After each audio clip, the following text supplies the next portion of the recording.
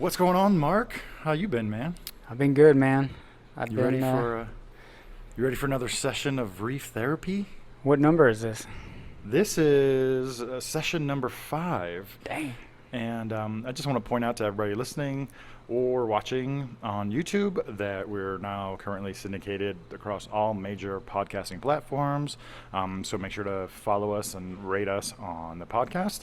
And if you're watching on YouTube, make sure to like, comment, and subscribe. I just want to front load the self promotioneering in the front because we're going to get so I guess engrossed in the topic of discussion that I always forget towards the end. It's not something I want to put towards the end. Yeah, man, reef therapy is really turning into kind of like a lightning rod for different discussion topics. And I know one of our previous topics was kind of a longer rant, but it resonated with a lot of people. You could tell from the comments. Yeah, yeah.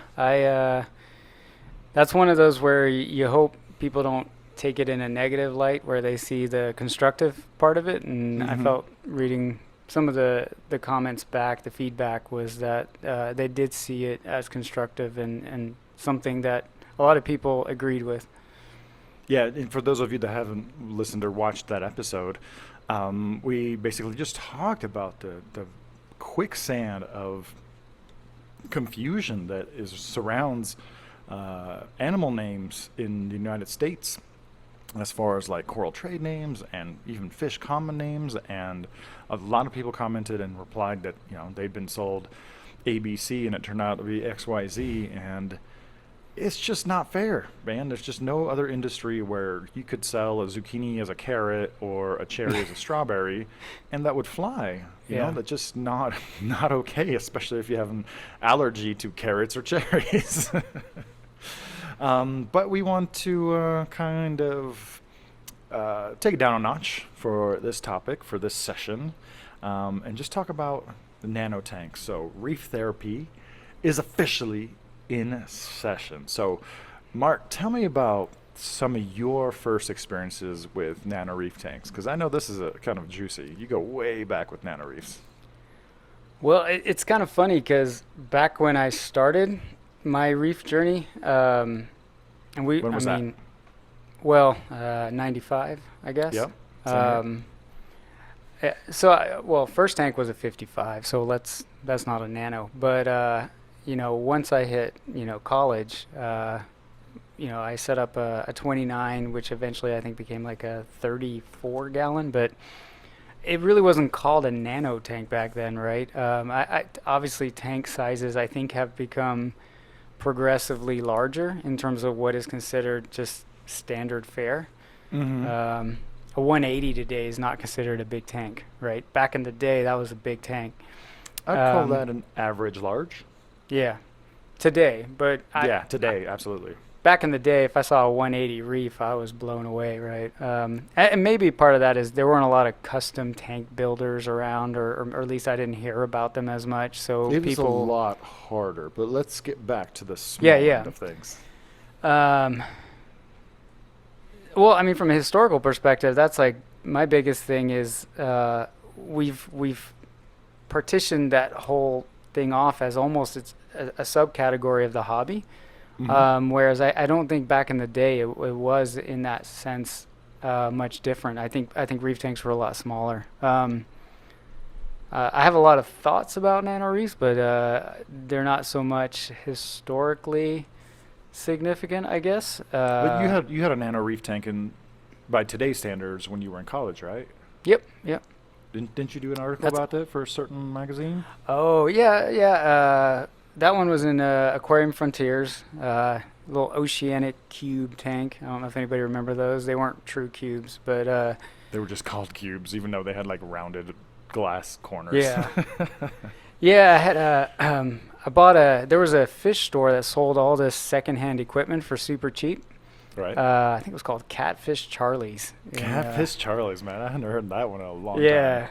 And so there were all these beat up old wet dries. So I bought one because the whole refugium clerpa thing was starting to take hold. And I pretty much just bought like an Miracle wet dry and took everything out of it and stuck some fluorescent light fixtures on it, and had a big old bed of Caulerpa, and then I had the everybody knows the old CPR Backpack Skimmer. Oh man, that's another product that's had a lot of staying power up Yeah. until very recently. I mean, I've always liked them. I've always liked CPR, the company. I thought they did some interesting things. Mm-hmm. And then I had a 250 watt Iwasaki metal halide over it with two extremely loud cooling fans that drove my college girlfriend, who is now my wife, absolutely crazy. Wow. So that's the one you wrote up for Aquarium Yep. Frontiers. And how many gallons was that? I want to say it's 34 gallons. Okay, I kind of, it's totally arbitrary. What is a nano tank, Yeah. right? But I kind of think like 29, 30 gallon would be like the max allowable within the nano community. And like you mentioned, there wasn't a specific designation for nano reef tanks back then because they were all mini reef tanks, Right. They were miniature reefs. But what's funny is I set up two tanks at the same time for some reason. I don't remember how that happened, but like one was an underground filter with dolomite, and the other one, I don't know, hang on the back with the internal protein skimmer. But I set up a 29 and a 30 at the same time. And I remember I had, a bunch of freshwater tanks, and I was just starting to dabble into saltwater, and I just like fell in love with Catalina gobies. But I got my hands on some then, kind of newer information that Catalina gobies were not tropical. Mm. And I actually kept a Catalina goby in a 2-gallon tank with no filter and just a field of actual Caulerpa, like we've talked about in the past. Yeah, that was one of my first kind of experiments with like a filterless aquarium with a true nano tank. I'm talking about a classic 2.5-gallon aquarium. There was so much Caulerpa, like the Catalina goby would just totally disappear in there. And the only thing that did special to make it tick is I kept it covered so that water wouldn't evaporate. Yeah, that was that kind of goes into something I want to talk about later, but I just remember having to go to the grocery store and getting reverse osmosis water because I didn't have an RODI, right? So God, that's another thing. Price of ROs has not come down. Actually, I take that back. Some nano ROs from like Aquatic Life have gotten significantly cheaper, but a full-blown RO system is the same price as it was back then, which is, I guess, technically cheaper with inflation. But anyway, I don't run an RO. But you remember the probably one of the most legendary nanos of all time. We're gonna reference Mr. Sprung a lot on this show, but he had that, I think, like a 15-gallon, which 15 first gallon, of all yeah. was like an oddball size.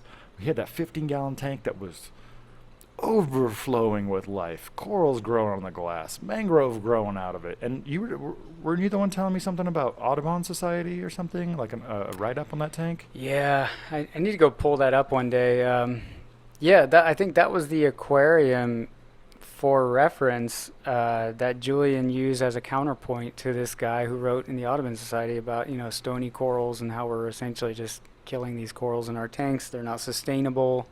They won't grow in our tanks. All this other fun stuff, and it's like, of all things to counter that, it's like, I mean, 15-gallon reef tanks are not uncommon today, but even though nano reefs weren't a thing, keeping corals in a 15-gallon tank, that was really like, I think that was really more advanced in a sense. There weren't a lot of people going with that little bit of water volume. So, and I mean, the thing was so overgrown that I think it was, I never saw it in person. I didn't know Julian personally, but just all the C-scope articles and stuff that I still have in this bookcase over here.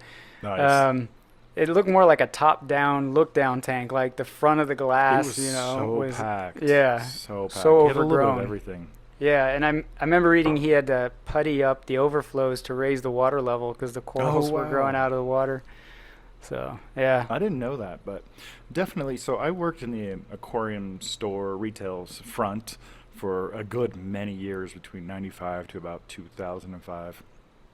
And the number one piece of advice, the first piece of advice that you would give anyone trying to start a saltwater tank is buy the biggest tank you can afford. Not just the tank, but all the equipment. And there was just like this general agreement that small tanks are really hard to keep stable. I feel like there's a fetish on stability, which is doesn't reflect the natural environment.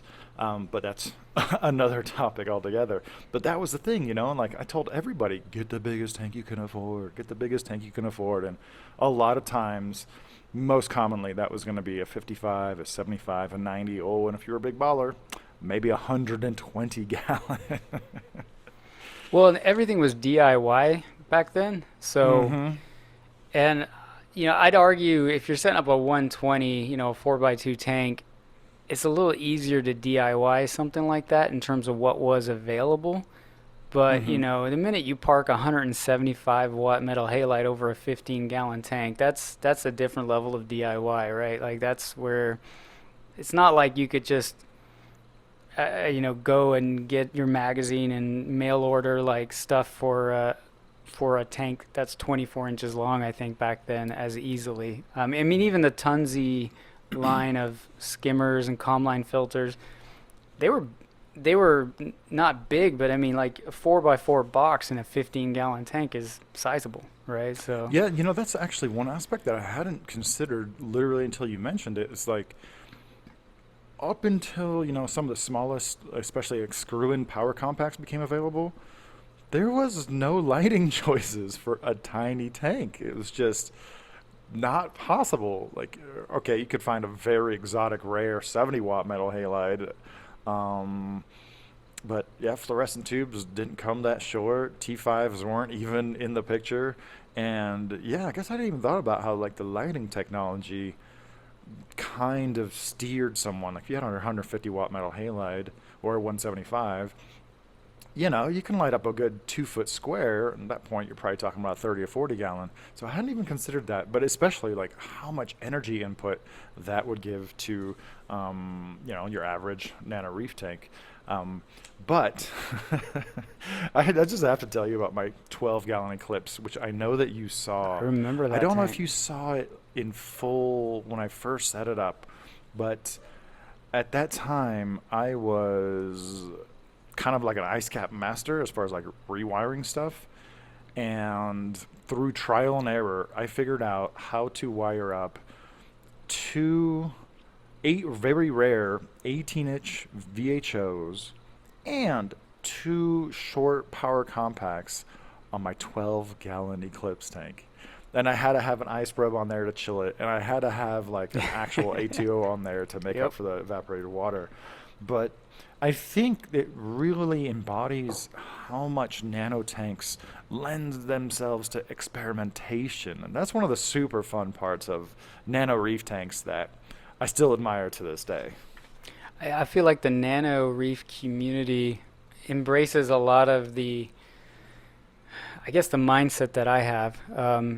I think you're more likely to see somebody pull out a biotope tank or a species tank or a very creative aquascape or a theme. Just like, well, let's just boil it Yep. down to a theme. It doesn't even have to Yeah. be any of the things I mentioned, right? Um, Very similar to like the Planet Tank community at times. I don't know. I just nano. You're more likely to see something creative come out of a nano tank than some guy with a 6 foot reef tank. It's a huge commitment to do like a 3 or 4 foot reef tank that's just a clownfish colony, Yeah. or just a tank full of ornamental shrimp, or an NPS aquarium. And like right now, I am literally experimenting with NPS corals in a 8-gallon tank that is in line with a larger system, but I don't want to start from scratch, like set up a whole dedicated aquarium for these corals until I kind of suss out a few key details. And that's something that will never replace how awesome it is to have a nano reef tank. Yeah, I've always had a thing for marine plants, right, and marine algae. I've experimented with turtle grass and shoal grass and all that stuff. And whenever I was seeking inspiration or, who else is tinkering with this stuff, it was always some Nano Reef. It was Mm. never a guy with like a 4 foot or 6 foot tank growing turtle grass. It was like some guy with a 20 gallon, and he's got, some of the red algae growing in there, red macroalgae and stuff, and doing essentially a planted tank out of marine algae or some grasses. And I've seen a few more people kind of dabble in the marine algae. I don't, because I've kind of already done that yeah, in larger tanks, and it's just, I don't know, when you have a giant thing of dragon breath, halamenia, I think it is. It's great, but you can't propagate it. It has to have that hold fast. But another thing that's really awesome about Nano Reef tanks, and this is especially good for like the young adults, is that they're so easy to move. yeah. Right? A lot of people have, either they live in a dorm room or they have, just kind of a transient living situation, and literally take one bucket, put all your corals in it, another bucket, put your one or two fish in it, and another bucket, put your rock in it, and take it. I mean, it's like literally 30 minutes to tear down and put back together, depending on how much you have in it. Yeah, when I graduated college, I moved that 34 gallon all the way to Atlanta, and with all my fish and corals in a cooler. And my car broke down in Kansas, Oh no. and I ended up in a motel, not a hotel. And I pulled out a heater, and an air pump, and brought the cooler into the motel room and kept everybody alive because it wasn't, a lot of livestock to worry about. Got my car fixed, kept driving, and I just always laugh about that. Like, you couldn't do that with like a large reef tank. You know what I did, man? And I keep forgetting that I did this. I set up a Nano Reef tank in my hotel room the first Macna I ever went to, because I brought my own corals and actually traded with people. And I had people come up to my room. I think Tulio De La Kia might have seen it, and I know he did that previously, where he had set up a nano LED. Why don't people set up more Nano Reef tanks in their hotel rooms anymore? I know that it's not that common, but I brought frags, I traded with some people, and I took my frags back up to my room, put them back in the tank, and that was just like one of the pimpinest things I've ever done at a reef show. It was so much fun. Do you remember those octagon-shaped tanks, the little columnar? I don't know, they're like 4 gallons or whatever. I have one. I use it just to store like random lids or something. Yeah, so my wife's folks, family, they all still live in Colorado, and that Steve Herlock story that you know about with where he gave me a frag that was the size of a colony. Yeah, two-handed frag. I had no idea what to do because I was not going back to Atlanta for days, and they had one of those little tanks in their basement. And Herlock gave me enough salt water in a 5 gallon bucket, so it was just cracked me up. I set up like an Insta Reef with like these large colonies of acros with crappy lighting on top and a heater, and kept it alive for 3 additional days before I had to fly home.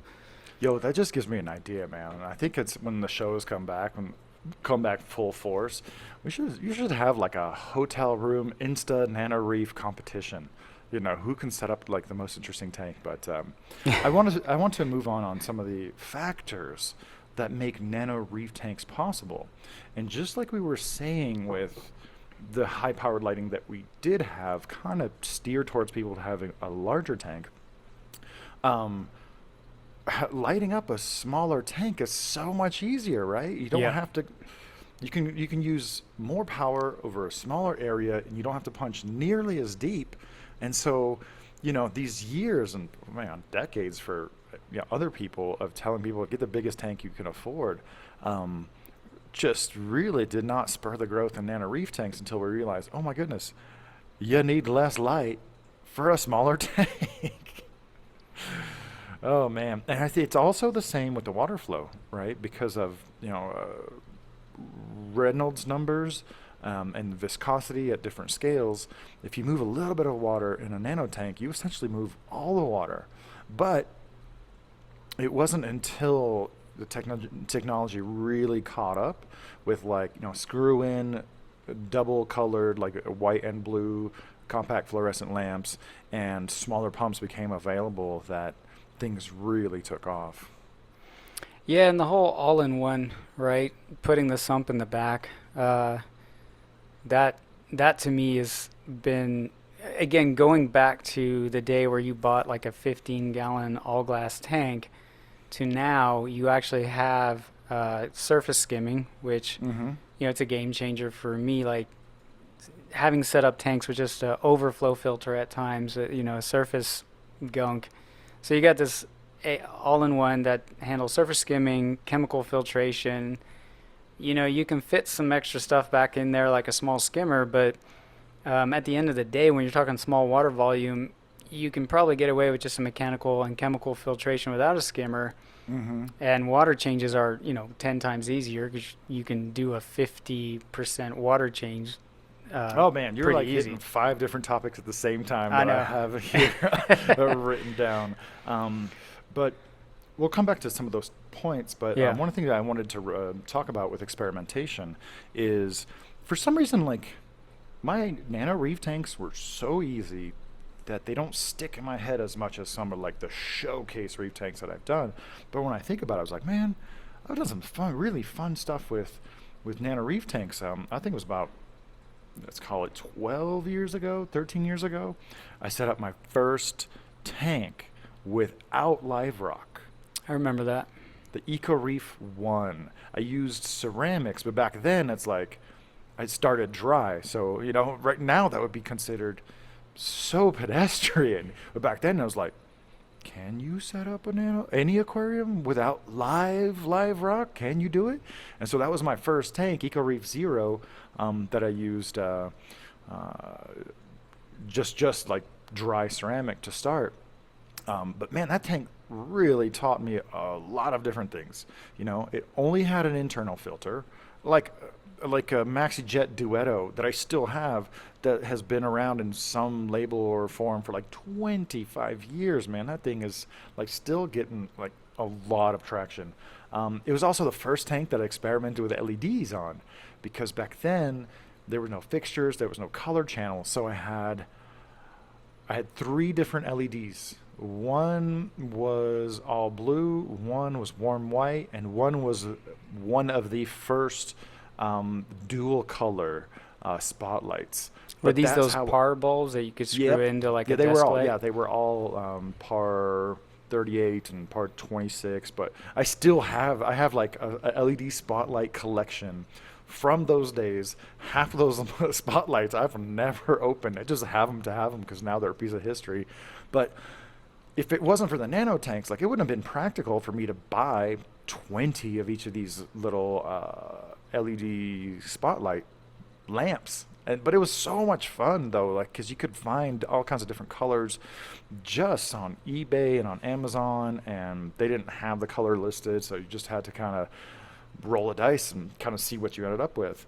But then after that, Eco Reef Zero, I took it to the next level, and I took out all the rock, and I had just a glass box with the same internal filter and an elegance coral. That was literally the only thing in the tank, and the only biomedia was a small base of limestone that I glued um, uh, the elegance coral to. There was a tiny piece of sponge that hitched a ride. I think there was one small mussel that was also kind of stuck to the base, and then like one sexy shrimp.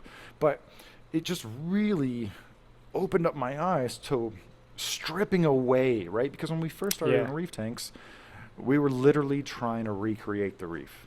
We were just trying to do everything, and it was, God, it was a breath of fresh air to be like, oh, you don't have to do this, you don't have to do that. I never tested the water. I only did 100% water changes with very clean water, and sometimes in between the water changes, I would just put a tiny bit of carbon in the filter, and all the corals would respond as if I had done a water change, just by changing the carbon. Weren't you? I remember you were referring to it not as a reef tank, but as a coral tank or a coral species tank. Or I remember, Whatever you call it. Yeah, no, it was definitely like a spaceship for just one coral. because it But was there a was a. departure from trying to create like a whole habitat of Mhm. organisms to like what are the bare minimum things I need for this coral to thrive? Yeah. Yep. It's, And once again, I didn't have an ATO. I just kept a glass lid on it, and that kept it warm. And if water doesn't evaporate, you don't need to top it off. being a casual observer and knowing you for a long time, I'd argue that that was a very significant tank for you because your reef keeping habits or style or whatever you want to call it, pre and after that tank, there was definitely a shift. Like Oh yeah. where, like your tanks are more coral focused and less like, hey, I'm trying to create a reef tank, right? Like you're, Absolutely. um, I literally don't dose iodine because I don't want coralline to grow. I want the culmination of those early experiments to be like full growing acros introduced only from with tips so that there's never a piece of sponge. Like if you don't introduce like diatom's spores are in the air, right. but if you don't introduce hair algae, if you don't introduce Valonia, if you don't introduce turf algae, if you don't introduce flatworms or nudibranchs or sponges or just if you that stuff cannot just appear, right? And so it's going to be I think we still have another 10 years before we get something approaching tissue cultured corals. But man, the freshwater guys, they don't know how good they have it with all those tissue cultured plants they can get their hands on. It's funny because I had the opposite experience in the sense that I always had a big reef tank and a nano, and on my big reef tank, I was chasing all the things everybody was chasing, right? Like acropora, how do I get more light? Oh, the bases are shaded. How do I do this? Oh, let's try carbon dosing. And then here in this room, my home office down the basement, I knew I wanted a reef tank to in here at one point, but I wanted something completely autonomous and ignorable because Hmm. I wasn't always down here back in the day, pre-COVID, I love that the concept of an ignorable reef tank, something that looks good. You can tune it up once in a while, but it can also coast for like 3 months. Yeah, it was like I jokingly always called it careful neglect, right? Yep. Um, so I think I wrote about this tank on Reef Builders. You remember it Yep. was a Hmm. Solana tank, and I threw a bunch of macroalgae in there, a bunch of soft corals, and some fish, and just kind of let it go. And it kind of went crazy. It turned into more of a macro softy tank than anything. But ironically, I enjoyed looking at that tank more over time for a while there than my big reef that took all this effort and had, all this flow and all these SPS corals and all this effort. This soup of a tank, that was just hanging out in the corner of a basement. And I was just refilled a little auto top off reservoir.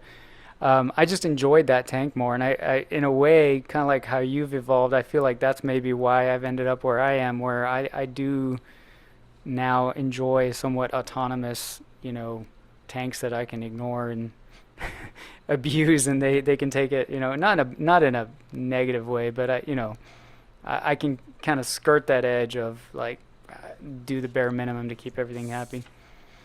Yeah, so we would be remiss if we didn't highlight how huge of an impact nano reef tanks have had for the business side of the aquarium hobby.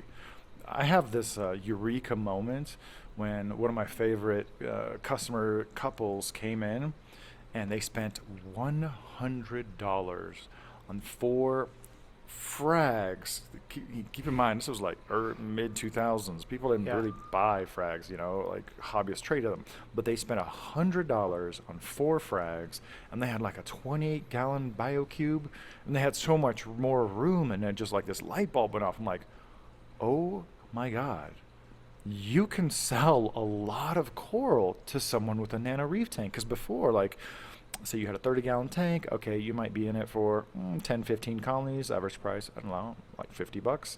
So it's, I don't know, $1,500 full retail value of back then.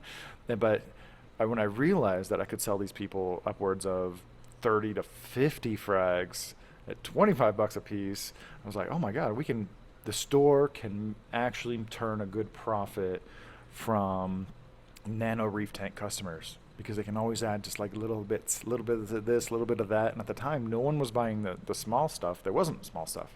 You'd get shipped colonies of coral, and they were like this Yeah. big. They were unmanageably big. I don't know how many corals I didn't sell because they were too big.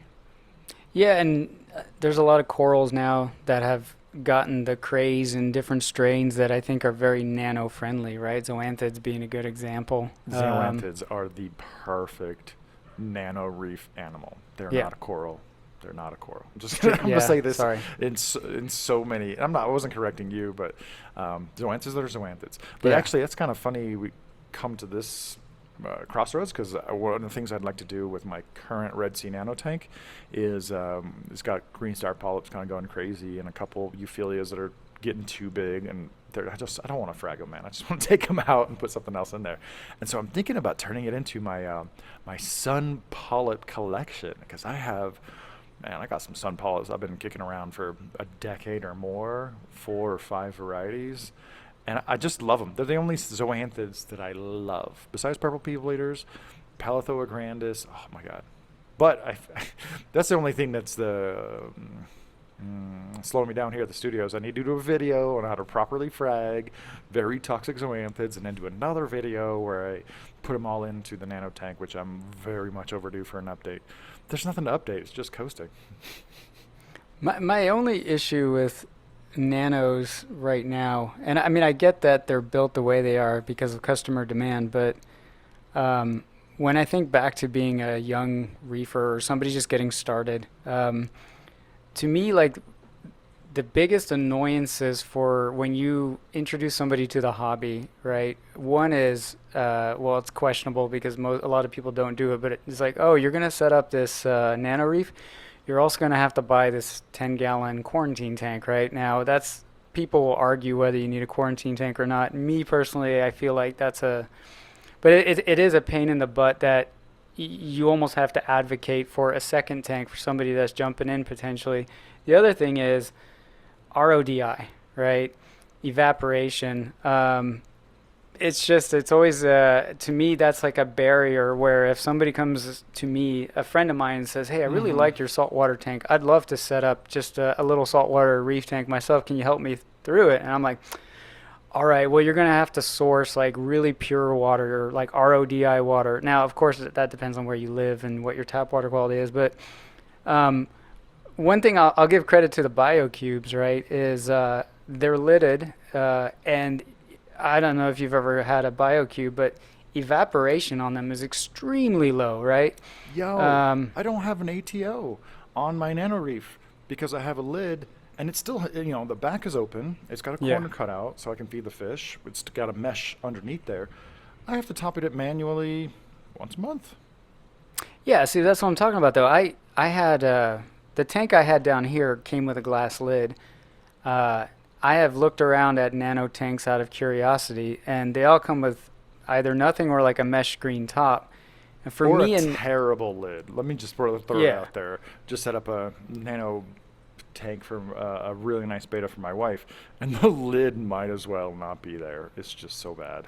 But yeah, you're right. If it's meshed, it's not really helping. well, and it's not like, oh, well, the glass is going to block out too much light. It's like, again, going back to your point about lighting a nano, a glass lid ain't going to be a game changer, but it will be a game changer in salinity stability. And if you can get the evap down to the point that 13-year-old kid that got a nano for Christmas can go, hey, Mom, when you're at the grocery store every week, can you pick me up a gallon jug of reverse osmosis water from the grocery store, and that has him covered for that week. That's a much more approachable situation than, hey, Mom and Dad, I need to hook up this RODI unit to your house plumbing or to your sink, right? So that's my beef with a lot of nano reefs out there, is that they're very, there's like no consideration about evaporation. They are incomplete. You'd So have to that go kinda get glass cut for it, right? I mean, That brings me to 3 different points.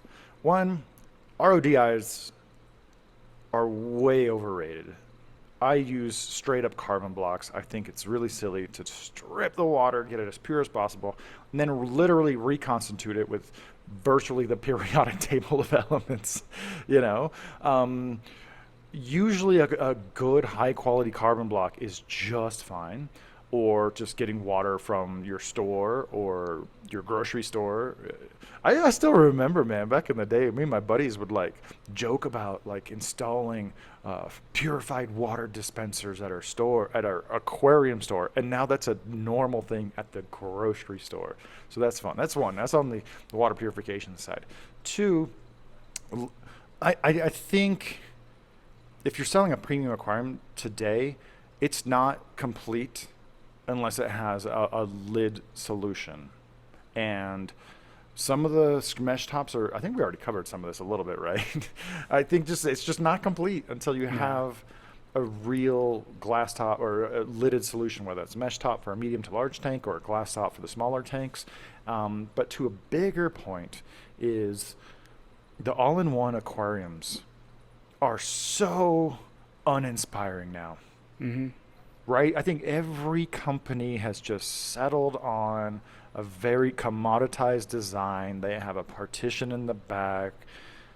Okay, maybe a couple of the medium-sized 30-gallon nanos have 2 pumps or something like that. But man, the space that has really fueled the reef aquarium hobby, not just in the sales of tanks, but now all the associated equipment, which I love. I love accessories, and the collectoritis that it fuels.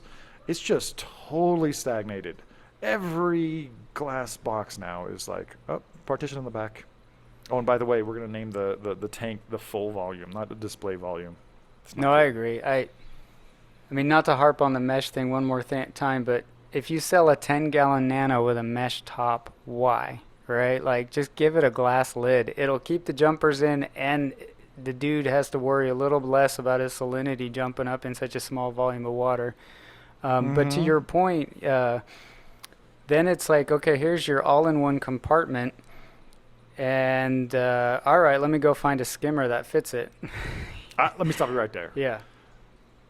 I get it that like nano tanks are really fun and really fun for experimentation, and some people like to have an auto top off and a controller and 2 AI primes and just all the bells and whistles on a small tank. I get what kind of tank that is, right? What do they call those? Like rice burners, the Civics, little Civics where you just add all the components, all the aftermarket stuff onto it. Yeah. But I really think if your tank is average, and if you don't know whether your tank is average or not, it's average. If your tank's like 20 gallons or less and it's not like just absolutely SPS forest, you should not have a protein skimmer. You should never test the water. And you should that's a great tank for auto water changes. Or just a manual water changes. Like 5 minutes. And you siphon out 5 gallons of water from your tank, put 5 gallons of water back in, done. You just reset everything. That being said, I have had some fun, small nano glass protein skimmers on some of my Nano Reef tanks. But you're right. Like, there's definitely some incompleteness to these so-called all-in-one tanks that are being provided. I would harp more on the heater department than the protein skimmer. Yeah, I'm going to get started on how terrible the heater landscape is. I was about to say, we could spend a whole hour on heaters. I've got some grinding gears on that one, but no, I agree. There's those guys that pimp out their tanks, and that's cool, and they're customizing it, but it's funny how if you just get somebody that just wants a nice, mushroom or zoanthid little nano tank, and they want to have advice, like, really, there's just for that commonplace, like in terms of the heater selection, return pump selection, it gets squirrely. I mean, there's not as many options, I guess, is what I would say. This is true, and I think part of the reason there hasn't been nearly as much development in the nano space.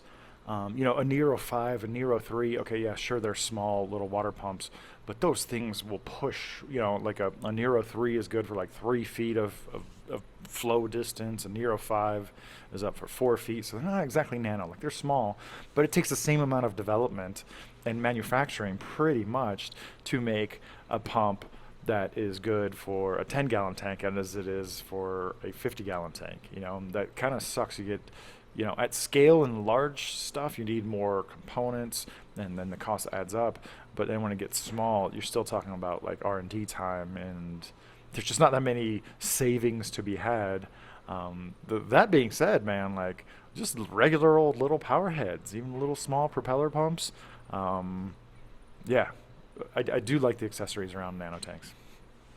Yeah, I just think, you know, I'd like to see more young people get into the hobby, and a nano tank is the easiest avenue for them to do that. And so I feel like they should think about that. I mean, I feel like the most beginner-friendly nano tanks are the BioCubes, in the sense that you don't have to make a selection about lighting, or you don't have to worry about evaporation. But I mean, why aren't there more options like that, right? Um, I like the innovative tanks a lot, but again, give me a glass lid. You know, Like a glass lid seems like a really unsexy romantic thing to talk about, but we're literally talking about keeping in the heat, keeping in the water, keeping in the fish, negating the need for an auto top off. Like it's a huge part of it. And these Nano Reef tanks that come with a 50-cent mesh screen top, like, come on, man. Come on, guys. Is this the best we can do? No, it's not. But I think we should, as a hobby, come together of like, what is a baseline Nano Reef tank? yeah. Little nano tank, little LED. If you have a lid, you're probably going to keep enough heat that you don't need a heater or an auto top off. So I didn't realize we were going to talk about lids. No, I on know. Nano Reef I'm tanks for harping so on long. that, but No, but you're it right. boggles my mind that I would have to go to a glass shop and have one made for a 10-gallon all-in-one nano. You know? You're totally right. I mean, that doesn't have to be glass. It Yeah. could be acrylic. Yeah, polycarbonate. I don't care. Just Yeah. um, and yeah. I mean, like I said, I picture that kid with one in his bedroom who's asking mom to pick him up a gallon of RODI water from the grocery store. Like yeah. Anyway, I guess I've harped on enough about that, but it just No, but along those same lines, though, with the stagnation of the designs, do it about like 10 years ago. You might have seen, I think it was a JBJ that had it wasn't the BioCube, but it was glass, and it had like a curved front, and it had the filtration in the back, and it had like, a nice collection of corals. I like how you took note that my reefing style changed after Eco Reef 0 and Eco Reef 1. And for those of you listening, I'd like to let you know that there are videos of those tanks on YouTube. Just type in Eco Reef 0 or Eco Reef 1, and I think there's a couple videos up there.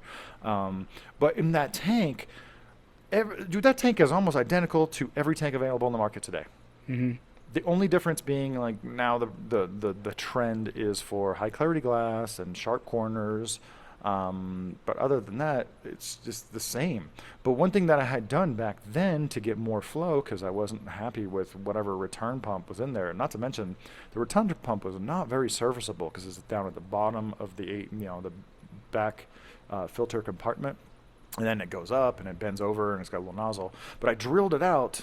I drilled out a nice big hole, like a wide diameter hole, and I shoved the ball-shaped Tunzi Nano Stream, just one of the awesomest small workhorse pumps of all time. Yeah. And I literally took a plastic bottle and just cut the cylinder out to just press right behind the pump. And all of a sudden, now I had like a ball socket propeller pump providing a bunch of flow to the tank and driving water through the aquarium.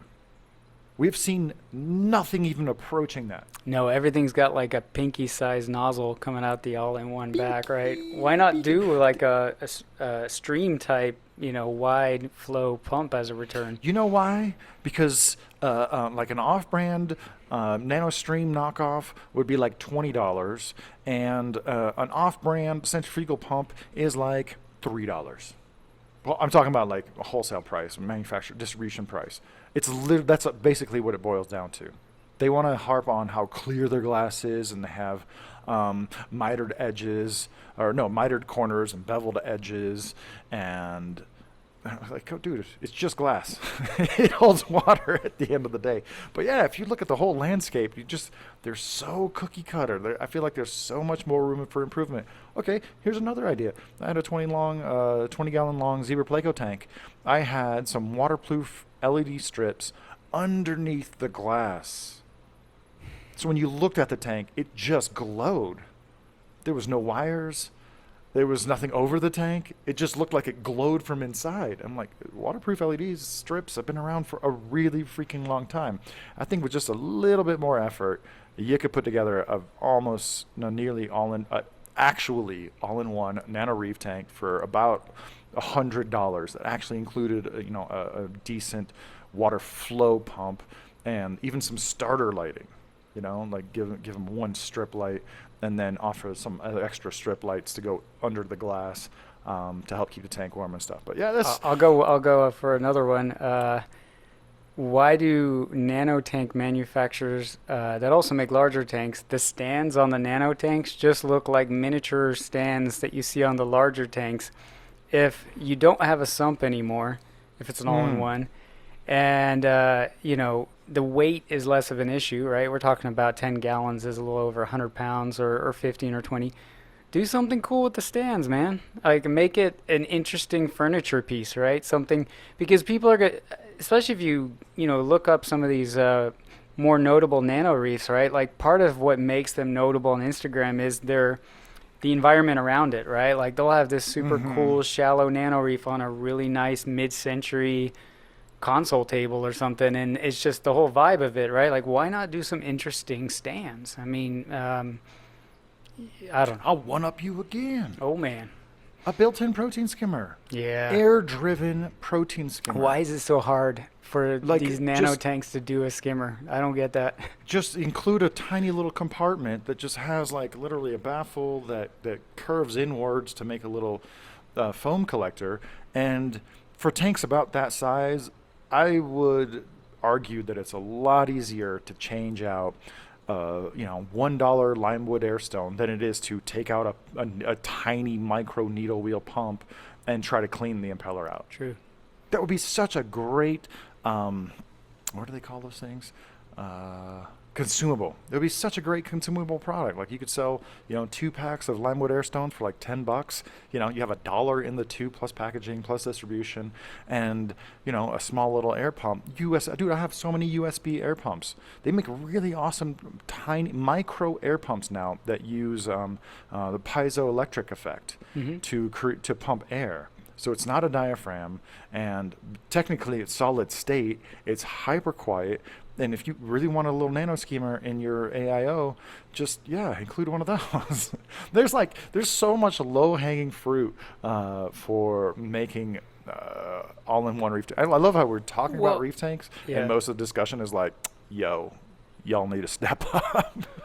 Y'all need to step up with what you're offering. Look at it as an investment, right? As the manufacturer or whoever, maybe your profit margins or your net revenue, if you overbuild something, is not great. But if the success factor of the people that are buying these tanks goes up, and you build out that community bigger, like, you're building out a larger customer base over time, right? Like, maybe manufacturers will sometimes have that where they build products where the margins aren't so good on them, but it's like the gateway drug, right? That's how you get them in. Yep. Yeah. Mm-hmm. So like, sell me an all-in-one tank where you make like $5, but then sell me, a 2-pack of $10 wooden air stones that I buy every 2 months. Yeah. Like, you have all that, but to your greater point, that definitely, that's been fueling the hobby for sure. I think that's not a discussion that's been had, and I think that's going to be a common theme with here on Reef Therapy, is how much the Nano Reef tanks have fueled the overall reef aquarium hobby to the point now where we have a lot of people who've been keeping reef tanks for 10 years or more. I mean, that used to be such a rare person back in the day. Yeah, like I said, I think there's more creativity, more interesting things often in the nano space. I'm usually more blown away by a tank in the nano spectrum than I am on the larger reefs, which I think it goes to something you said earlier too, that when it's a small package, you're a little more willing to be experimental because the investment isn't as big, right? Like, Mm-hmm. I'm going to set up a 180 gallon tank. You know, that's going to be like that, like your elegance coral, right? Like nobody's going to invest that much money into something experimental. Like, oh, not nobody, but not a lot of people, right? Or No one has. yeah, I'm But going to no, you're. dedicate a whole tank to gorgonians, right? Like that Oh no on a no no no! 180 That would would be be cool. cool. Yeah, That would be very very cool, especially a 210 that was nice and tall. I agree, Um, but you usually see the nano guys say, "Hey, I'm going mono specific on my coral," you know, or something hmm cool, and so I give them a lot of that community a lot of credit for that. You know what also would be great for a nano reef tank is one Christmas tree worm rock. Yeah, I have a that's a 30 good gallon one. tank with like 5 or 6 pieces and a bunch of clams and a couple frags thrown around, but that would be such a great like spotlight specimen in a single nano reef tank. But you know, I have very much have the get off my lawn old guy feelings about so many trends in the reef aquarium hobby. Deep sand bed, micro scrubbing, nano bubbles. Um, what is it? The zigzag photo period that people are they're just experimenting with stuff that doesn't need to be fixed.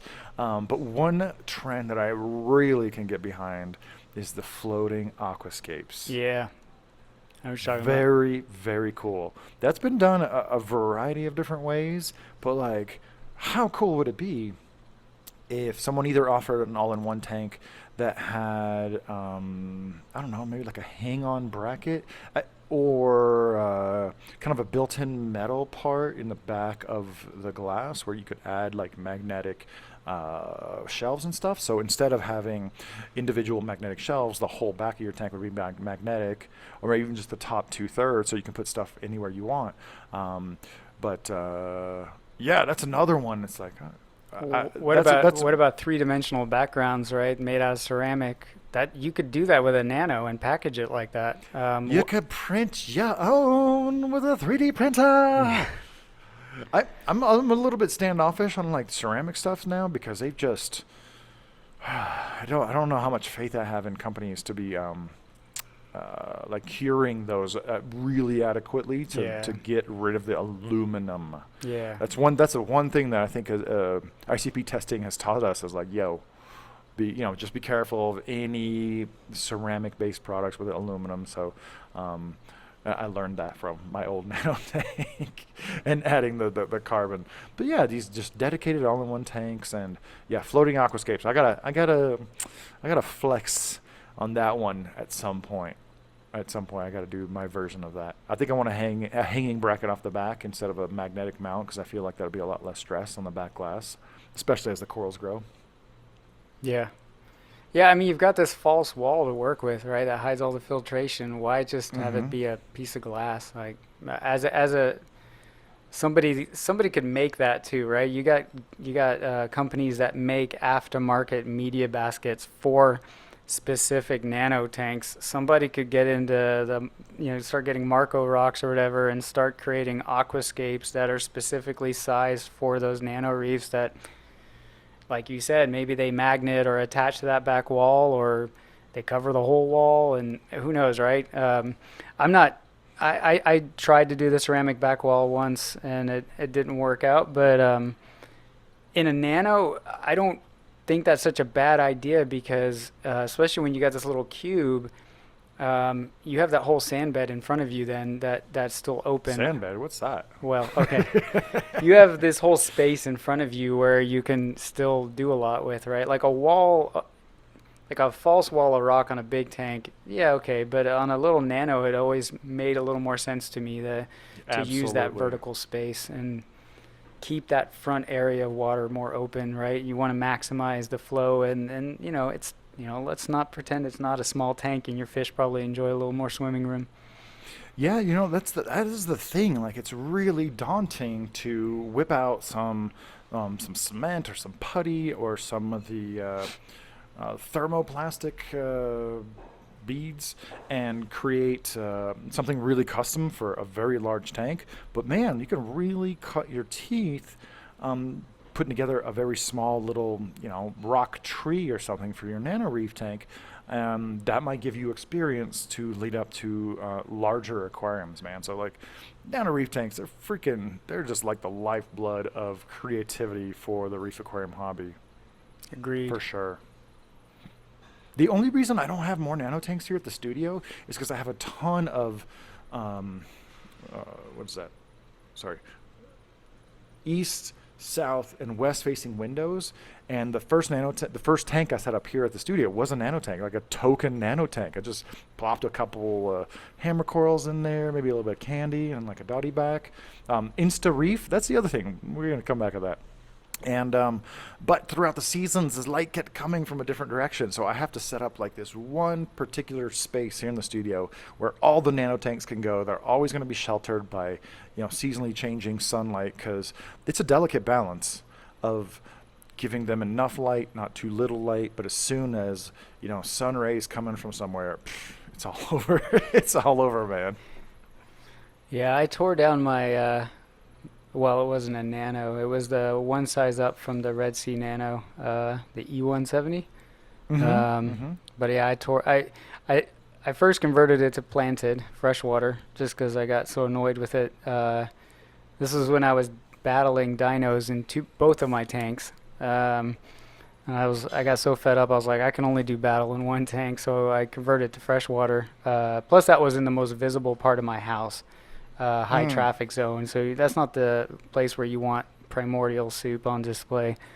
And then when that guy posted about the temperature, and I experimented by raising the temperature, and boom, dino problems were solved. I was like, damn it, I wish I had stumbled into that information a little sooner, because I might still have a little cube reef tank upstairs. But yeah, you know what should be cool, man, is and you were talking about planted aquariums, and this is something that's like almost not fair, that the planted aquarium people, they will set up a display to reach like their creative vision, take those photos, take the videos, shut her down, it's over. Yep. So maybe you and I could do like a 3-month little Nano Reef tank.